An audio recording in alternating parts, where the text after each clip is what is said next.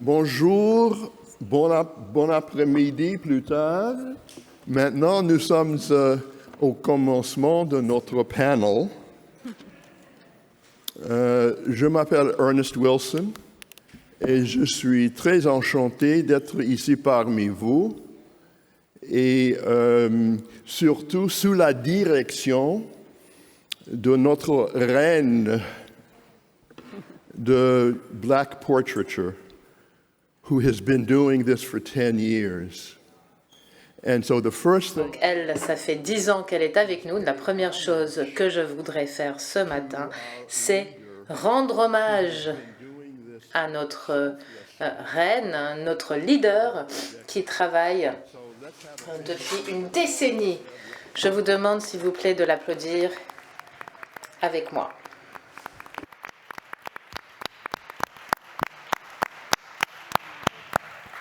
10 years, 10 ans, une décennie. Et avec tant de réussite, la qualité des intervenants, vous êtes venus de partout dans le monde pour rendre hommage à cette thématique. Je vais donner à tous nos panélistes 8 minutes.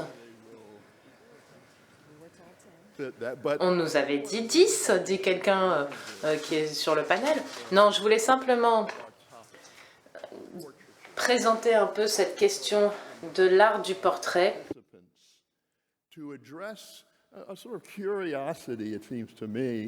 Donc, je vais demander à nos participants de traiter de cette question de l'art du portrait qui se situe un peu à la marge.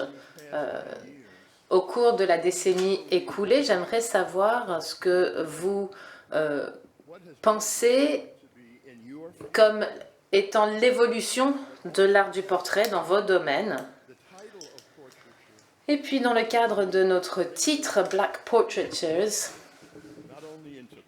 comment cela peut vous nourrir et vous éclairer par rapport à toute une autre série de choses comme la gravure, la danse, la performance.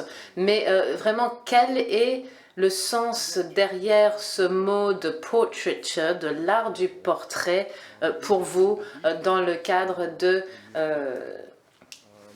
la noirceur? Alors, vous avez les détails biographiques dans votre programme, mais je vais tout d'abord commencer par Michael Gillespie, ensuite Rhea Collins, ensuite Jacqueline Stewart, Fatima de UC Irvine, Nicole de NYU, et je vous demanderai de lire leur bio dans le programme. Ce sont des personnages qui ont une carrière impressionnante, un parcours impressionnant.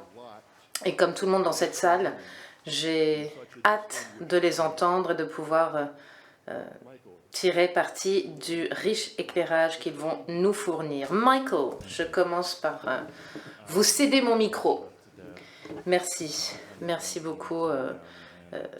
Bravo à Deb et tous ceux qui étaient déjà là en 2012 pour parler des possibilités de venir à Paris. Moi, un de mes souvenirs de la dernière fois que j'étais ici dans ce bâtiment, c'est la façon dont il y a eu, à la fin de la journée, elle a été couronnée par une tempête de neige. Donc vraiment, les saisons passent. Là, on est dans un autre contexte entièrement. Merci beaucoup, Ernest, de ces mots d'introduction. Bon, moi, je travaille la notion de être et de devenir dans le cadre de Stuart Hall, dans le cadre de l'être et l'étant comme un processus, comment on s'ancre dans la contemporanéité, par exemple. Donc moi, ce qui m'intéresse, ce sont les nouvelles fréquences, les priorités, les méthodologies qui s'accolent à cette notion de l'étude des films noirs. Dans ce contexte-là, on a toute une série de productions universitaires dans ce domaine. Je me porte particulièrement sur l'étude du film noir, pas en tant que catégorie définitive, mais en tant que discours en négociation irréconciliable entre l'art du cinéma et l'art de la noirceur. Je le fais dans un esprit d'ambivalence. J'ai toujours adoré le cinéma, mais je ne lui ai jamais fait confiance. Et dans ce contexte-là, le texte créatif ne doit pas nécessairement être quelque chose de populaire ou de plaisant sur le plan esthétique.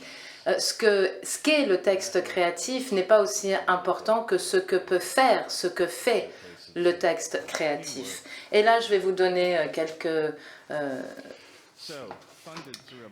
quelques éléments sur un nouvel ouvrage. J'ai une petite subvention dans le cadre du festival de films de Venise. On a un film qui est situé à Ohio et qui raconte l'histoire d'un petit groupe de filles de danse. C'est un film avec très peu de dialogue. Les protagonistes sont des acteurs amateurs autour d'un centre communautaire. Le script a été une coopération entre les directeurs, les producteurs et les monteurs. Les 3 femmes avaient perçu le film comme un autre élément de leur recherche sur un projet filmique autour de la danse, autour de la notion d'être fille, de l'hystérie de masse, et avait un intérêt particulier pour la chorégraphie de Jerome Robbage. On n'écrivait pas un script, dit la réalisatrice. On travaillait sur la notion d'hystérie en essayant de trouver des ancrages qui auraient du sens pour nous, qui ne soient pas simplement des idées abstraites, pour essayer de trouver une forme de danse dans lequel situer ce film. Moi, je collectionnais les chorégraphies, les références de danse, les petites idées, des perles d'abstraction. Et dans ce contexte-là, on est arrivé à notre découverte. Le drill, cette forme de danse pratiquée par les Cute Kids, réinsuffle la danse militaire d'une nouvelle dynamique, avec une différence particulière dans le cadre de l'exercice de la précision. Dans ce contexte-là, la mesure drill des Cute Kids reprend les chorégraphies et gestuelle très angulaire avec toute une série de gestes quotidiens qui parsèment cette chorégraphie. Comme Homer l'a dit, et je paraphrase, une des choses qui m'intéresse tout particulièrement, ce sont les corps en mouvement et le corps comme fil narratif. Il y a tellement de choses qu'on peut exprimer simplement en lisant les corps, en lisant les danses inscrites dans les corps. La protagoniste est une jeune fille noire qui est dans un club de boxe et qui participe à la vie de ce centre communautaire. Au début, le film ne stipule pas clairement que Tony est la protagoniste. C'est plutôt une force qui donne forme au fil narratif. Et Tony s'adonne à la boxe et ensuite passe à la danse de la Drill Team. Dans ce contexte-là, le film porte son accent sur le corps de Tony, sa physicalité. Moi, ce qui m'intéresse, c'est la façon dont Tony donne une animation à ce film, son côté liminaire entre jeune garçon manqué, jeune adolescente, et aussi en tant que passant de cet intérêt pour la danse militaire à la danse drill. Dans ce contexte-là, c'est un état de devenir en synchronisation avec le squad. L'idée de devenir, l'idée d'être, d'un être en devenir, porte sur la noirceur un regard de sédimentation. C'est tout à fait clair dans le film, je l'ai déjà dit ailleurs dans le cadre de mes analyses de films. Dans ce contexte-là, on a une organisation dans le film qui met l'accent sur la noirceur et la noirceur d'une jeune fille. Dans ce contexte-là, on a aussi une approche qui se concentre sur le vide, la caméra ne suit pas tous les corps sortent du champ. Ce qui est important aussi, c'est qu'il y a 3 chorégraphies dans ce film, généralement pour une qui se porte sur l'apprentissage, une sur la performance et une sur une autre danse qui s'appelle Breath. Dans ce contexte-là, la performativité de la noirceur dans ce film se fonde sur l'intraduisible, l'indivisible. Dans ce cadre, c'est un mystère autour des jeunes filles noires qui échappent au chant. Il y a une médiation dans cette approche-là. Il y a une approche allusive à la noirceur de ces jeunes filles. Alors, quels sont ces fits, ces crises? Est-ce que c'est un signe de l'hystérie de ces jeunes filles? Peut-être, mais c'est aussi une traduction d'un mouvement subconscient au niveau du cerveau qui se traduit dans un mouvement physique. Ces crises apparaissent au fur et à mesure du film. Les différentes jeunes filles du groupe Drill sont atteintes de crises épileptiques et s'évanouissent.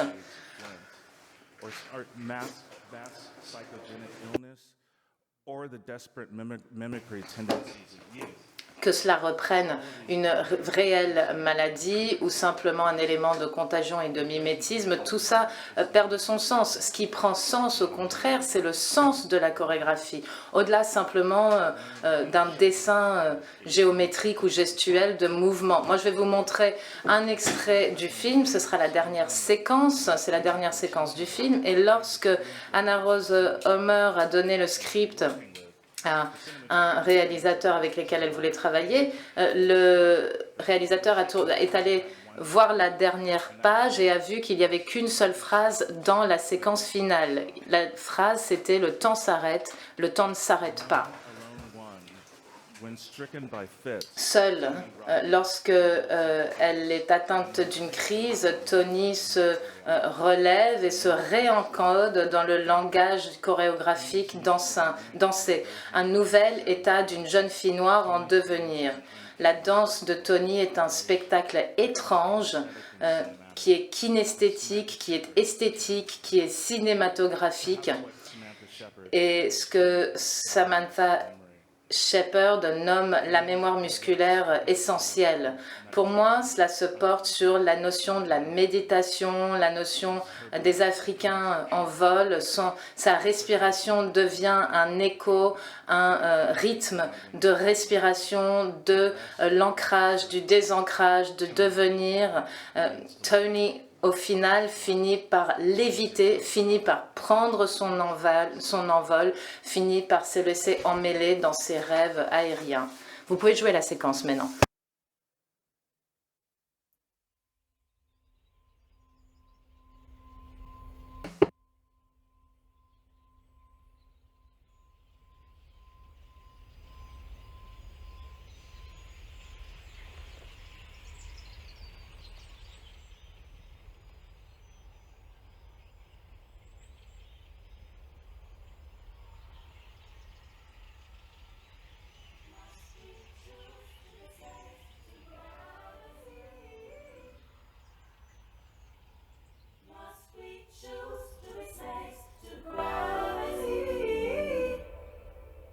We were born of the sun. Outshine the moon. Shouldn't we be light? Shouldn't we be treasure? We were born of the sun. Outshine the moon. Shouldn't we be light? Shouldn't we be treasure? We were once in a dream. We choose to be slaves to gravity. Must we choose to be slaves to gravity?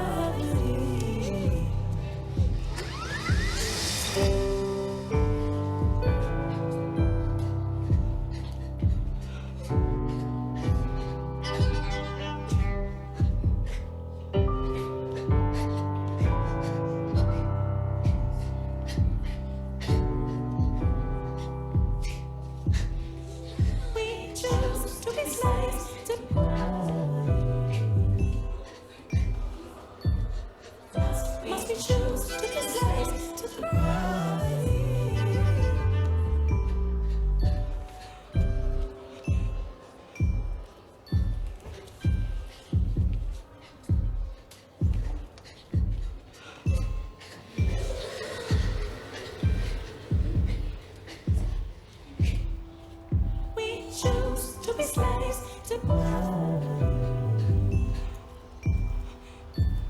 Must we choose to be slaves to gravity?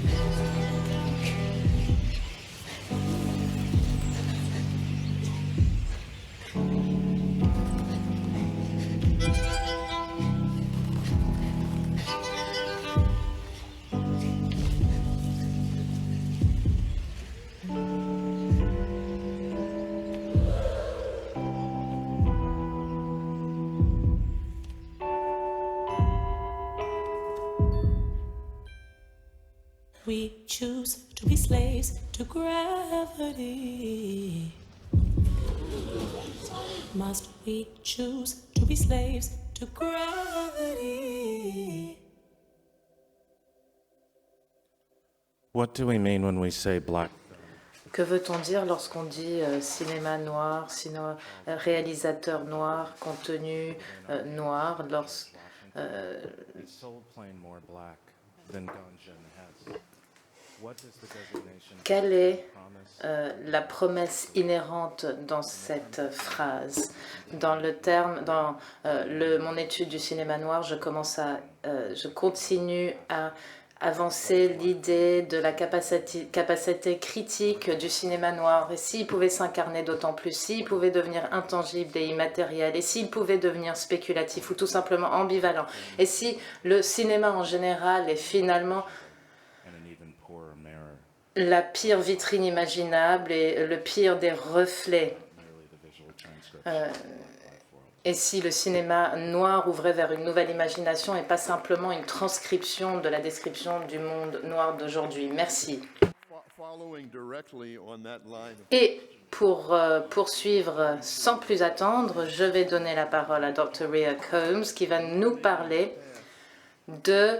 d'éclairer le passé via le cinéma noir et l'art du portrait. Bonjour, merci à tous les organisateurs de cette conférence, notamment Dr. Cheryl Finley, Deborah Willis et tous ceux qui ont participé à organiser cette réunion, à la rendre possible. Je suis ravie de pouvoir figurer ici avec mes collègues estimés, distingués. J'admire leur travail et je m'y réfère régulièrement. Merci beaucoup. Je suis ravie également de voir autant de personnes ici présentes dans la salle, une communauté d'amis et de collègues. J'apprécie que vous ayez pris le temps pour venir ici aujourd'hui. Alors, je voulais parler quelques instants de l'expo sur laquelle j'ai travaillé à l'Academy Museum, Regeneration Black Cinema, le cinéma noir de 1898 à 1971. Peut-être si je peux avoir la première diapositive, s'il vous plaît. La prochaine, en fait. See, that's what, yeah. Okay, thank you. Très bien, merci. This exhibition was approximately 5 years Alors, c'est une exposition qui a été préparée pendant longtemps, non moins de 5 ans, one form or another mais for decades. j'étudie l'art du portrait depuis des années, des décennies, dans le cadre de mon étude de l'art visuel, de l'intersection de l'histoire et de la culture africaine. Et lorsque je travaillais history and culture, au musée Smithsonian en tant que conservatrice et maintenant je gère le département de conservation à la Galerie des portraits du Smithsonian. Je continue à travailler, à creuser toute cette notion de l'art du portrait, d'essayer de déterminer comment on peut élargir nos idées de ce que constitue l'art du portrait en termes d'un étang, en termes d'un devenir. La conversation ne cesse de s'élargir dans ce contexte-là. Donc, c'est une grande expo que celle que je vous présente aujourd'hui, Academy Museum in Los Angeles. qui est maintenant à la Academy Museum de Californie. Ça permet au public de mieux s'informer sur la façon dont les artistes, les réalisateurs noirs ont permis de redéfinir ces aspects-là, le cinéma indépendant et le système d'Hollywood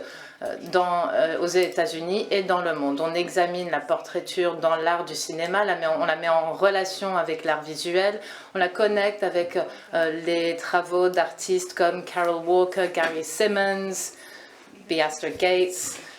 Et c'est une exposition qui tire son inspiration de Carrie Mae Wing, de sa série photographique également, qui examine la vie des artistes noirs, notamment après qu'elles atteignent un certain âge. Ces dates, pourquoi ces dates 1898-1971? Parce que, et pour une raison très spécifique, en 1898, c'était un moment critique, essentiel aux États-Unis. Il y avait des émeutes, par exemple, dans le Delaware. Il y avait l'expansion, la guerre de 1898, toute une série de foyers de tension. Mais c'est aussi un moment clé et un tournant technologique avec le développement de l'image mouvante. Il y avait aussi une raison très pratique parce qu'à l'époque, on avait accès au premier ouvrage cinématographique où figuraient des personnes noires dans le film. Donc ça, c'était en 1898. Et puis, 1971, on arrive à la période de la Blaxploitation. Les travaux de Gordon Parks, par exemple. On a aussi un document qu'on a pu restaurer par Robert Goodwin. C'est aussi un tournant historique à ce moment-là, dans le cadre des avancées sociales aux États-Unis et de toute une série de sujets, de choses qui étaient discutés dans le cadre de mouvements d'artistes noirs, mais aussi dans le cadre des œuvres cinématographiques, qu'elles viennent du cinéma indépendant ou d'Hollywood. Donc, c'est pour cela qu'on s'est porté sur ces dates dans le cadre de cette exposition. Dans ma pratique de conservation, moi je me réfère à ce que Myra Blocker-Keel a mentionné hier.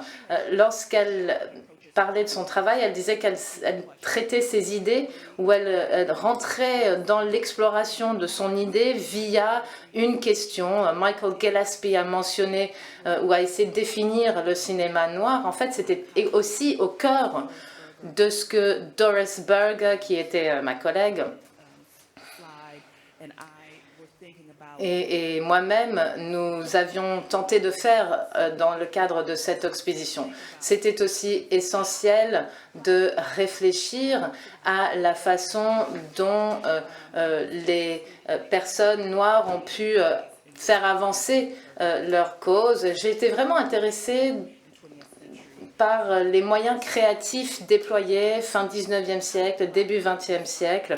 Comment est-ce que les artistes noirs se sont saisis des moyens de production, des moyens technologiques pour questionner le racisme et les injustices structurelles en vigueur dans la société. Et puis, dans le cadre de l'exploration des archives de la culture matérielle, des vieux rushs de films qui ont été trouvés et restaurés. Comment tirer parti de tout ça pour réfléchir à la façon dont on a analysé, compris, incarné et créé des éléments de vie dans des contextes parfois extrêmement difficiles. On s'est donc donné à cette analyse du portrait noir dans le cadre du cinéma. On l'a fait de manière thématique et une des propositions sous-jacentes dans le cadre de l'exposition, c'était vraiment de centrer l'agentivité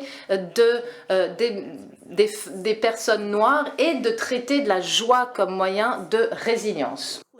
Et donc, en début d'exposition, en fait, nous avons un petit clip, un petit extrait que je souhaiterais partager avec vous. Et j'espère réussir à le faire fonctionner. Il semblerait que non. Est-ce qu'on peut jouer l'extrait, s'il vous plaît?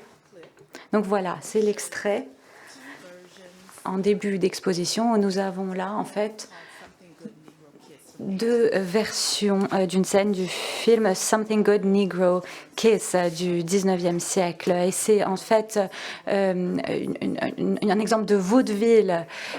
Et c'est en fait la première fois que l'on voit une certaine affection démontrée à l'écran. Et en fait, on appelle ça le cakewalk. C'est un clip qui a été découvert en 2016 aux États-Unis. Et ici, on voit la deuxième version de cet extrait qui a été trouvé en Norvège. Et en fait, cet extrait a été très important dans l'ouverture de l'exposition et il nous semblait qu'il mettait en scène cette double conscience, cette dualité que vivent les Noirs, que les Noirs ont souvent vécu, c'est-à-dire qu'ils sont une chose et qu'ils sont perçus autrement par le monde extérieur. Et en fait, ressentent leur identité de façon double. Et c'est cela qu'on voit en réalité dans cet extrait.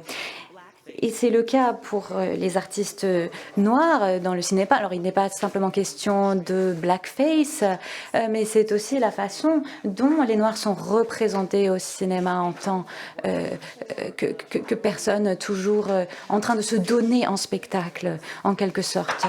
Et donc, Frederick Douglass, Booker T. Washington, Sojourner Truth ou W.E.B. Du Bois, nous avons présenté leurs travaux dans une première salle où nous nous concentrons sur les débuts du cinéma. Et nous nous intéressons tout particulièrement, donc ici, cet extrait en fait partie aussi, l'idée du cakewalk. C'est quelque chose qui m'a toujours interpellée car on y voit le drapeau américain à un moment. Donc, en fait, même au balbutiement du cinéma, l'on voit que les Noirs ont été présents, se reconnaissaient comme américains. Donc cette question de noirceur et de modernité que l'on appréhende par le biais des penseurs que j'ai cités, et cette idée de la capacité d'action et ce nouveau médium, la photographie, mais aussi les images en mouvement, ont été étudiés donc par ces quatre penseurs, Sojourner Truth, mais également Frederick Douglass, l'homme qui a été le plus photographié au XIXe siècle, mais également par d'autres images, et c'est ce que l'on retrouve également dans l'exposition avec le travail de Carol Walker, ses travaux sur l'oncle Tom. Et ces œuvres, en fait, viennent ponctuer en quelque sorte ces grandes problématiques que nous avons posées. Pour Carol Walker, il s'agit de venir contre-équilibrer une forme de culture qui prédominait à l'époque. Donc ici, l'on voit les travaux, par exemple, de Burt Williams, aussi la cabane de l'oncle Tom, et l'on comprend la façon dont ces penseurs et ce cinéma se situaient, se positionnaient. Ensuite, nous passons au film sur la race. Ici, nous nous intéressons aux productions d'équipes noires. donc dans les années, entre les années 1916 et 1940, ou les années 1940. Et encore une fois, il nous fallait pouvoir identifier et retrouver en fait des films qui avaient été perdus. Donc je n'ai pas beaucoup de temps malheureusement, mais j'aurais voulu très rapidement vous montrer certains extraits. Ici vous avez des images dont nous avons pris le nom, Regeneration. Et vous voyez la façon dont cette exposition nous a permis de mettre en lumière des films qui auraient été perdus. Donc il ne nous restait que les affiches de films. Donc ici, il s'agit d'un film que le musée, le Academy Museum a pu restaurer. Nous avons retrouvé cet extrait.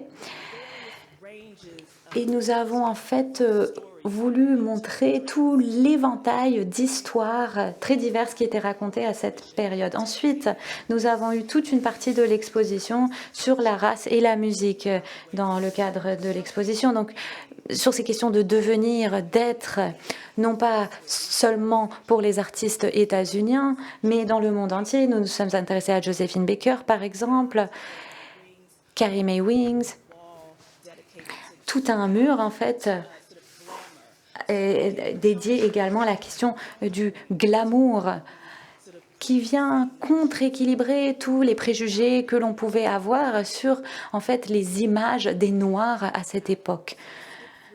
Je vais passer très vite. Donc, nous avons produit un très beau catalogue qui reprend certaines de ces grandes idées. Malheureusement, j'ai dû passer très vite sur certaines.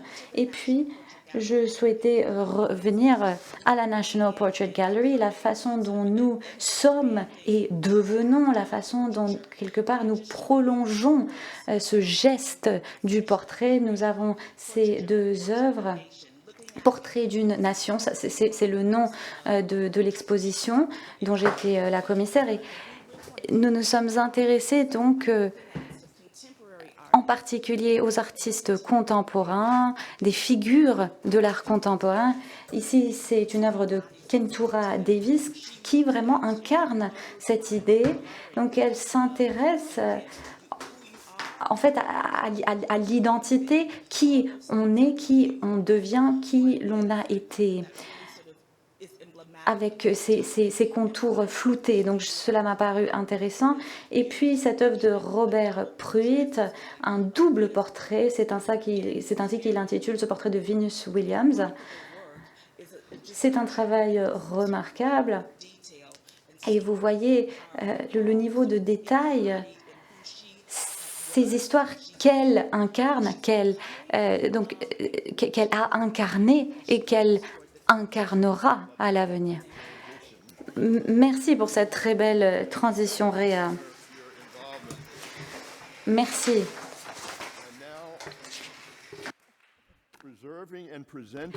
Et maintenant, pour nous parler de la présentation et la préservation de l'histoire du cinéma noir, et j'ai l'honneur donc de présenter une collègue qui nous vient de Los Angeles. Vous avez la parole, Jacqueline. Merci beaucoup.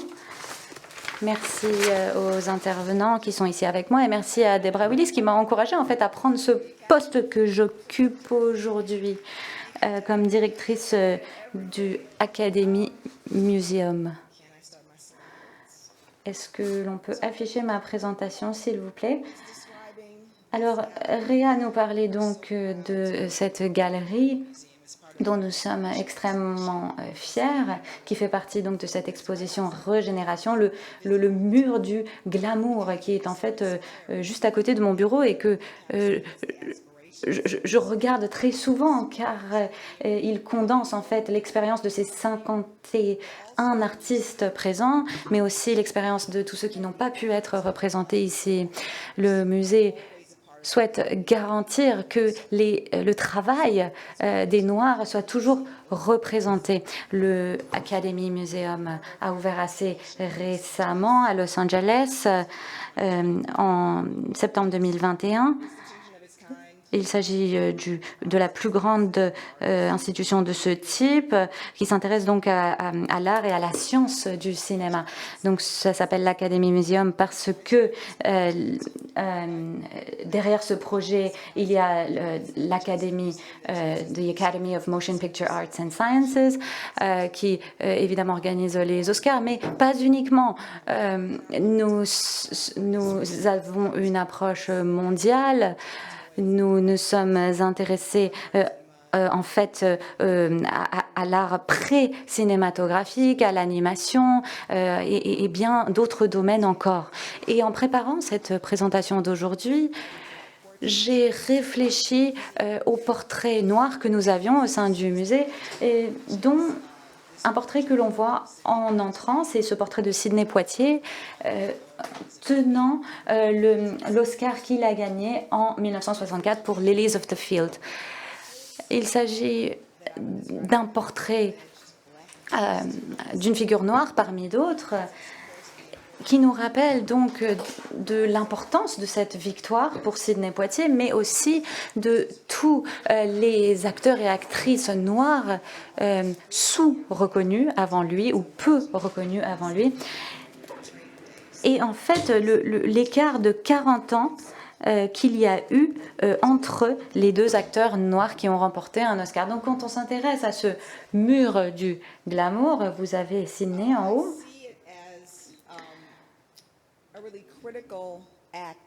Et pour moi, en fait, il s'agit d'un geste important du portrait noir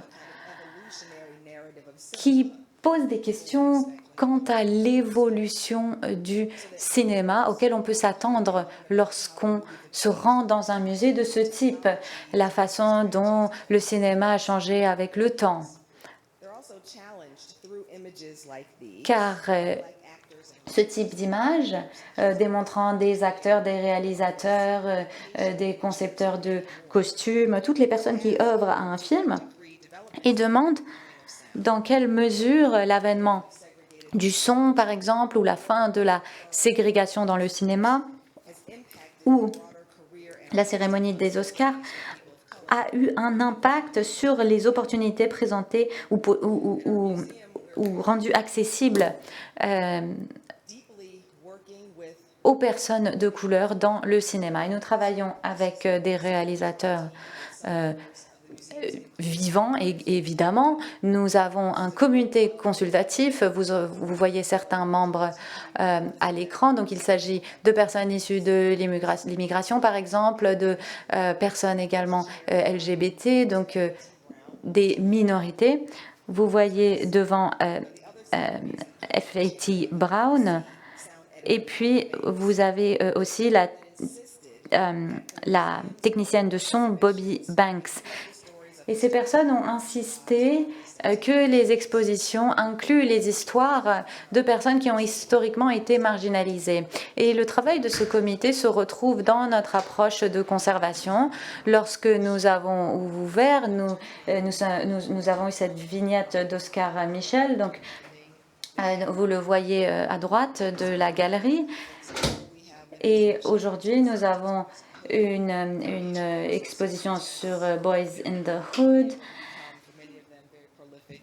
Et nombreux parmi ces artistes ont eu en fait de très longues et belles carrières. Ensuite, il faut dire que le fait de reconnaître ces personnes marginalisées nous oblige à réfléchir aux temporalités de notre pratique. Nous organisons également des événements pour réfléchir au présent, non seulement nous intéresser au passé, et nous réfléchissons aussi à l'avenir du cinéma. Vous voyez que nous avons cité ici Nia Long, réfléchissant à l'impact de son propre travail sur le secteur à l'avenir. Donc, cette partie sur l'avenir du cinéma permet de voir la façon dont nous appréhendons le rôle des personnes noires dans le secteur. Nous collaborons étroitement avec des artistes, nous créons des contenus, des expériences qui invitent un public très divers à participer. Nous avons fait une collaboration avec Spike Lee, avec des objets issus de la très grande collection de Spike Lee, des photos, des affiches, d'autres types d'objets qui nous en disent long sur son procédé créatif. Nous avons aussi son costume qui honore Kobe Bryant, qu'il a porté donc à la cérémonie des Oscars. Nous avons aussi intégré ces objets et entré à Malcolm X. Ici, vous avez Angela Bassett, vous avez Ruth Carter, qui est conceptrice de costumes, Robbie Reed, directeur de casting, Alex Dickerson et également bien d'autres. Et ici, donc nous avons réuni ces personnes pour réfléchir à la façon dont Spike Lee a créé des communautés, c'est très important.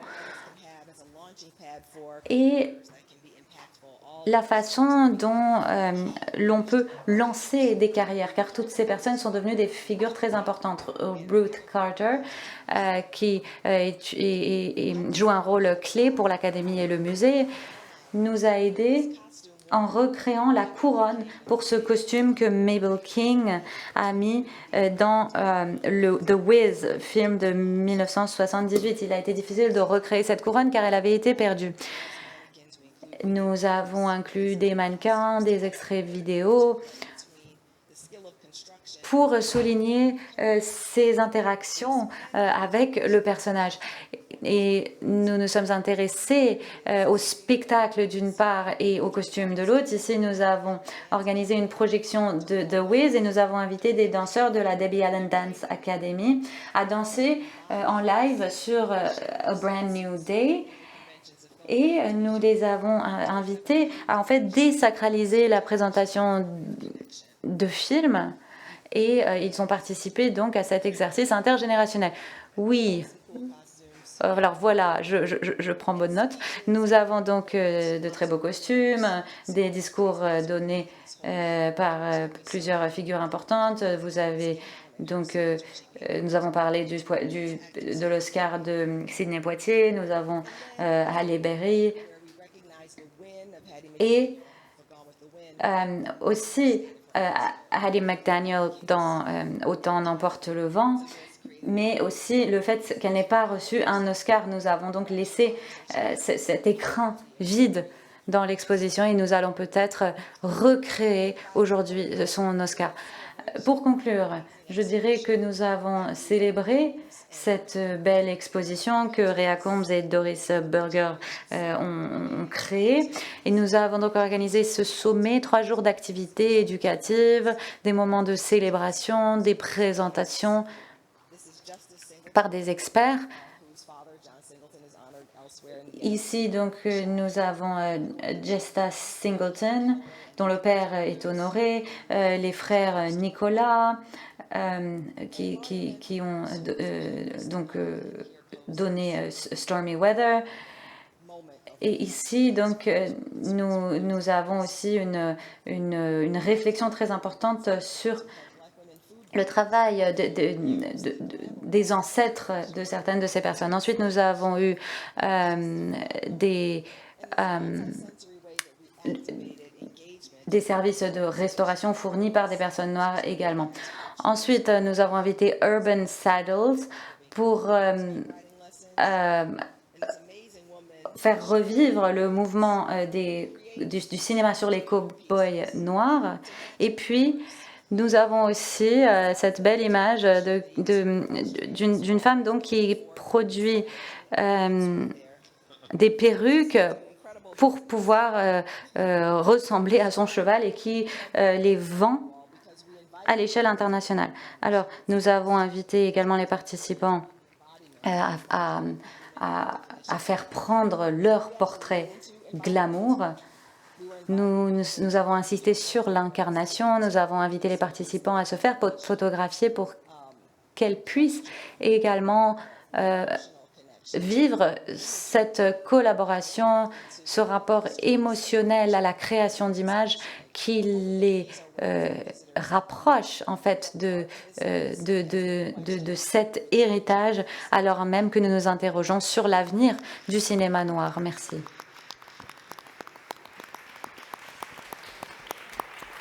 Now, Fatima Roni Et maintenant, Fatima Roni nous parlera donc de la condamnation à vue, les théories de la biopolitique visuelle.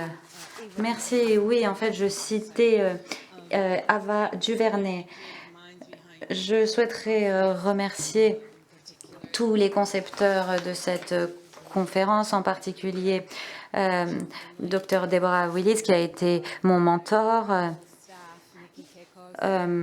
et bien d'autres, Nikki Kekos et l'équipe qui nous a aidés, qui a rendu cet événement possible au musée du Quai Branly. Je souhaiterais revenir à l'année 1893, avant le cinéma. Nous allons nous intéresser au portrait d'une femme noire que l'on appelait à l'époque une négresse. Elle a 13 ans. Notre histoire se déroule à Paris, en France.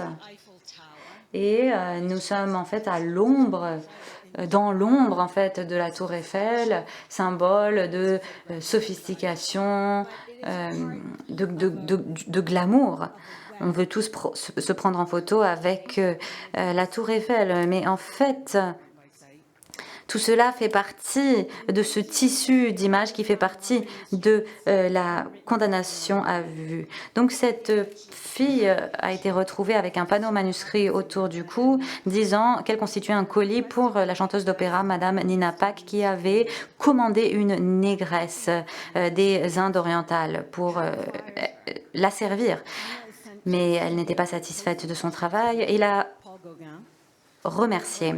Anna, donc cette fille, a été envoyée au studio du peintre post-impressionniste Paul Gauguin, qui était connu pour sa prédilection pour les jeunes filles noires. Et elle a été donc forcée à avoir des rapports sexuels avec lui et à travailler avec lui comme domestique jusqu'à sa fuite en 1894. Ici, vous avez un portrait d'Anna la Javanaise, Aïta Tamari Vaina Judith Teparari, qui signifie l'enfant-femme Judith qui n'est pas encore violée. Judith était en fait la voisine blonde de Gauguin. Sa mère lui avait interdit de poser pour lui et donc elle a en fait superimposé l'image d'Anna au-dessus de celle de Judith.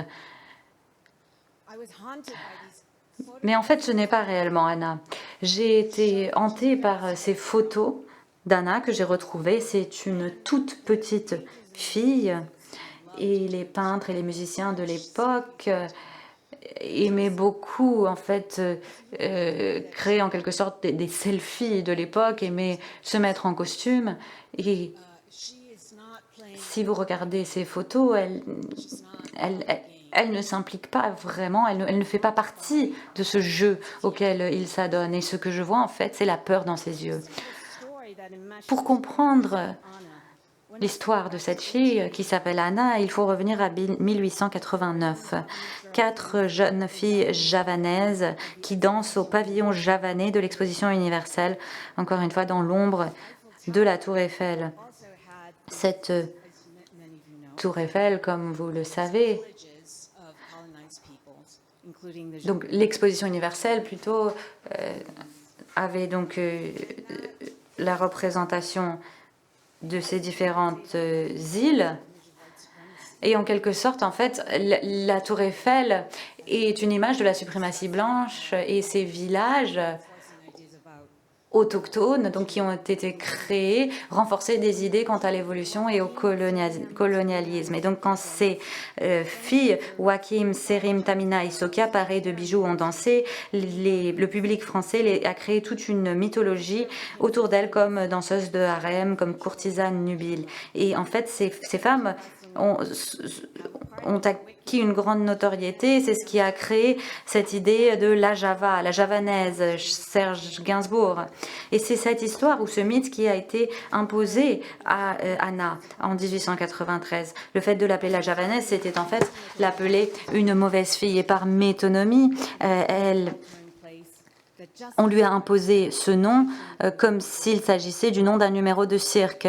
C'est un mythe visuel qui a justifié son exploitation et sans doute sa mort précoce. C'est un concept que j'appelle la biopolitique visuelle. Les histoires racontées par le biais du tissu de la biopolitique visuelle rendent certaines populations plus vulnérables au viol d'enfants, à la violence ou à la mort précoce. C'est un système porté par les iconographies de la justification que l'on retrouve dans la photo, le cinéma, la télévision et Internet. Cela sous-tend les représentations structurelles préexistantes de race et de genre dans le langage, dans la politique et dans l'inconscient. C'est une condamnation à vue, comme dit la réalisatrice Ava DuVernay. Et cette biopolitique visuelle condense les effets du présent, du passé et du futur. Et c'est là qu'une artiste, une réalisatrice, une écrivaine peut en fait se réapproprier le pouvoir. Et ce qui m'a étonnée dans ce tableau par Gauguin, plus de 125 ans après, est cette fille morte au centre du tableau dont nous ne connaissons pas le nom ni l'origine, mais qui nous interpelle. Hier, nous avons parlé donc de théorie et de pratique. C'est ce que je fais. J'écris car c'est mon travail et puis ensuite je crée également un film pour les personnes ne souhaitant pas forcément lire le livre. C'est un court film de 6 minutes qui s'intitule Anna la javanaise, qui en fait réimagine son histoire de son point de vue.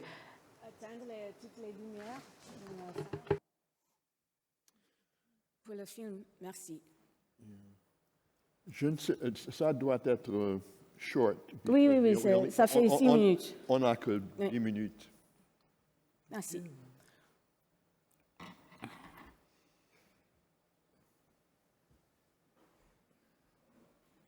All the lights.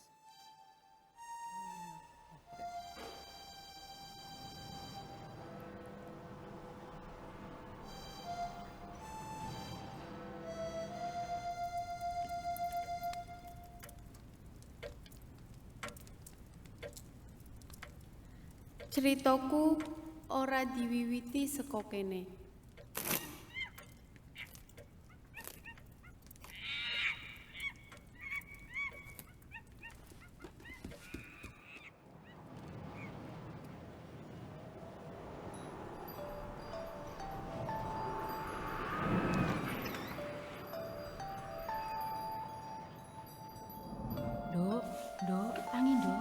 Enfant, réveille-toi. Ceritaku diwiwiti saka kene. Mon histoire débute ici. Ayo, perahunya harus mangkat. Dépêche-toi, le bateau part.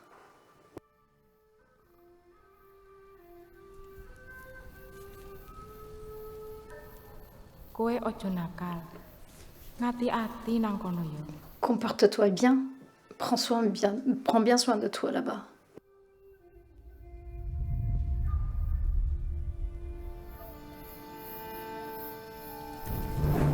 Aku arep digawa nang endi?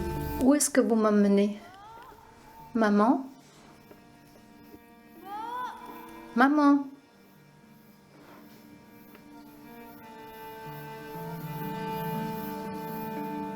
Aku nembe ngerti mburi banget nek aku Je ne me suis rendu compte que plus tard que ma mère m'avait vendue pour payer la dette qu'avait accumulée mon père.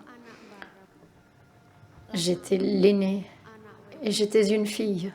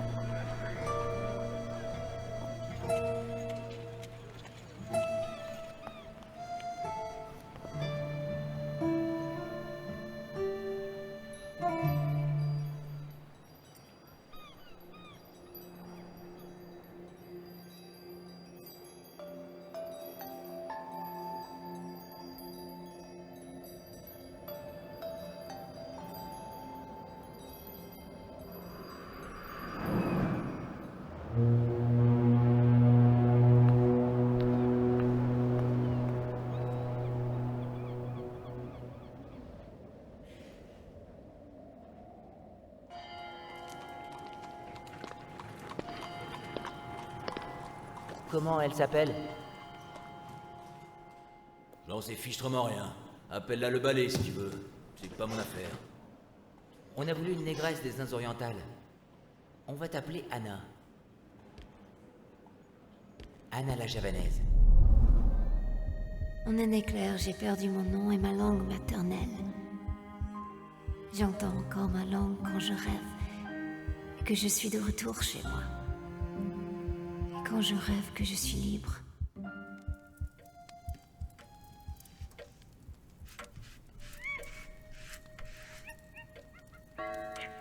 Oh merde, il fait tard. Je le finirai demain. Oh, balaye tout ceci. Fais tout ce qu'il faut, hein. Les invités arrivent à 8 heures. Oui, monsieur.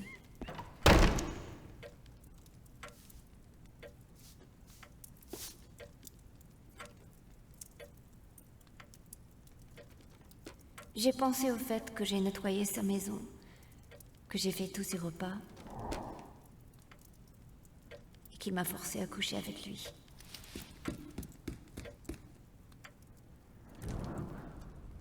Il ne m'a jamais rien payé. Il m'a seulement blessée.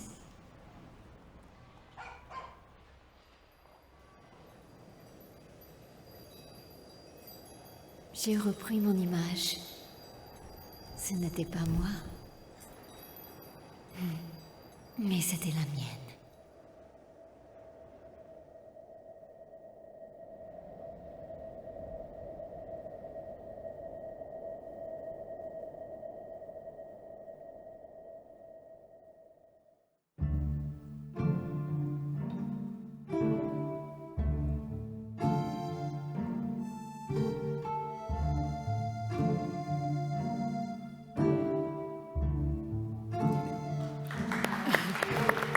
Merci. We can end it there. Thank you.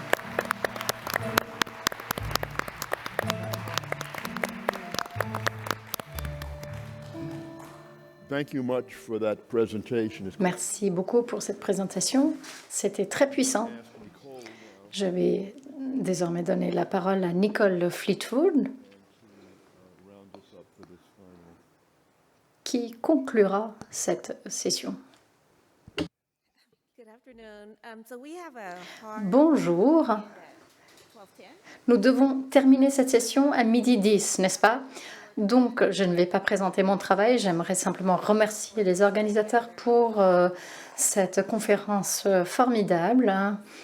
Et comme l'ont déjà dit d'autres collègues, Deb Willis a été très impliquée dans mon travail et également dans ma vie personnelle. Donc, je souhaiterais simplement dire que mon travail depuis environ 10 ans, qui porte sur la culture visuelle dans les centres d'incarcération en masse, j'ai commencé ce travail en voulant réfléchir à ces portraits que l'on fait pour les cartes d'identité en prison. Il s'agit d'une certaine forme de portrait. Donc, avant de penser à l'art du portrait qui vénère et qui élève le statut de la personne, j'aimerais également penser avec ce travail à ces formes de portraits qui sont plus banales. Dans le temps qui m'est imparti, j'aimerais vous parler des portraits au sein des prisons, des portraits des personnes qui sont touchées par ces systèmes, et puis le portrait dans les prisons en termes de contre-narratif de ce que l'on dit d'habitude sur le système incarcéral aux États-Unis. Alors, le portrait est une forme d'entrée dans l'art pour un grand nombre d'artistes. Les artistes s'amusent à faire des portraits des amis, à faire des études de figuration, etc. Et une série de Mark Lartney, qui a été relâchée en 2022, a sorti une série de portraits qui s'inscrivent dans une série au sein de laquelle il a effectué des études visuelles des prisonniers. Chaque dessin a été fait en 20 minutes. Donc, ces dessins ont été faits, ces portraits ont été effectués entre 2014 et 2022. Et j'ai étudié également les portraits de famille en prison. Ici, vous me voyez avec mes cousins. Et en fait, le projet est né du fait que j'ai grandi dans une communauté où l'on connaît beaucoup d'incarcération. Et quand j'ai rendu visite à mon cousin, j'ai vu les travaux d'art, les dessins qui ont été faits par les prisonniers. Et j'ai trouvé qu'en fait, c'était des expériences fortes. Et puis, ce projet maintenant a grandi pour atteindre différentes communautés. Et il y a cette image donc, de Ronnie Goodman, qui est un autoportrait. Et Ronnie a dit que pour lui, dans ce travail, il était important de se peindre dans une tradition d'artiste qu'il étudiait. Et il était également impliqué dans les pratiques de commissaire, puisqu'il commanditait en fait les travaux d'art autour de son corps. Ce n'étaient pas des œuvres qui étaient affichées sur les murs. Alors, en réponse à ce type d'image que vous voyez à l'écran, et ici, vous le voyez transformé en une œuvre d'art. C'est un tableau de Russell Gray qui a été emprisonné à un très jeune âge. Et il a commencé ses études d'art en prison et a été formé par d'autres artistes en prison. Ici, vous voyez un collage, un portrait collage de Tameka Cole dans une prison en Alabama, et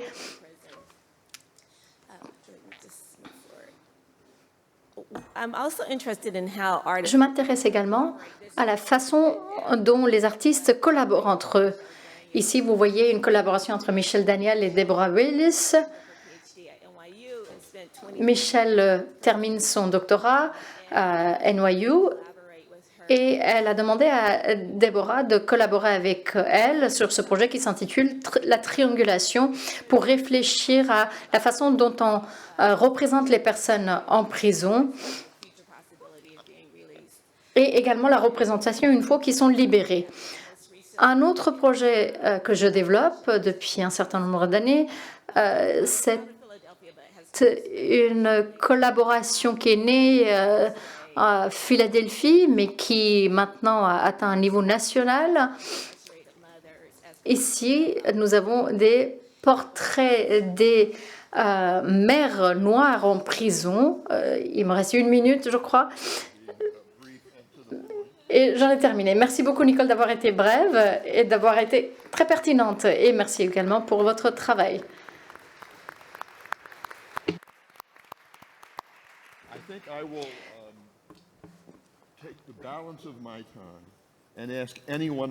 Alors, j'aimerais demander aux intervenants si quelqu'un a des questions ou souhaite répondre à ce que l'on a entendu et vu.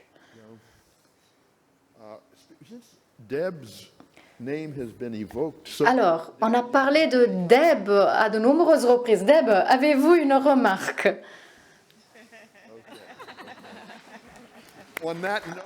Intervention hors micro. Et sur ce, merci beaucoup. Of this great event. Thank you very much, ladies and gentlemen. Wonderful. Thank you for organizing. I just want to Have you worked in animation? That was my first animation. Yeah, it's wonderful. Thank you. Much, everyone. Thank you. We'll have again. Merci beaucoup.